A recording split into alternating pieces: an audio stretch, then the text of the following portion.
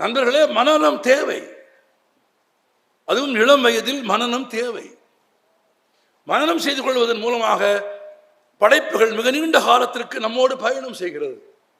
நான் பாரதியின் கவிதைகளை மனனம் செய்திருக்கிறேன், திருக்குறளை மனனம் செய்திருக்கிறேன், ஆங்கில இலக்கியங்களை மனனம் செய்திருக்கிறேன். அந்த மனனம் எனக்கு பேசுகிற போது உதவுகிறது. ஆனால் வெறும் மனனம் அல்ல, மனனம் தாண்டி, மனப்பாடத்தை தாண்டி கற்ற கல்வியை வாழ்க்கையோடு பொருத்தி பார்ப்பது மிக மிக அவசியமானது.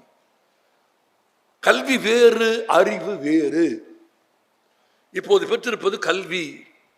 கல்வி வேறு, அறிவு வேறு என்று தெரிந்து கொள்வதற்கு எளிய வழி இருக்கிறது.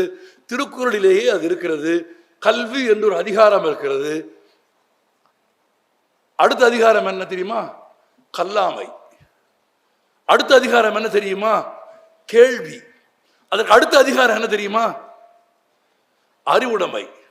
அப்படியானால் கல்வி வேறு, அறிவு வேறு.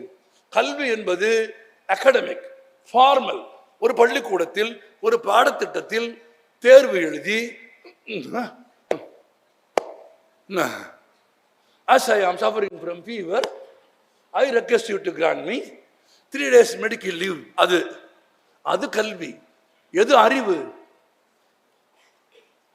நேற்று நடந்து வந்த பாதையில் ஒரு பள்ளம் இருந்தால் இன்று மீண்டும் நடந்து போகிற போது அந்த பள்ளத்தில் போய் விழுகாமல் அதை தாண்டுவது அல்லது தாண்டுவதற்கான வழிமுறைகளை தேடி வைத்துக் கொள்வதன் பெயர் அறிவு.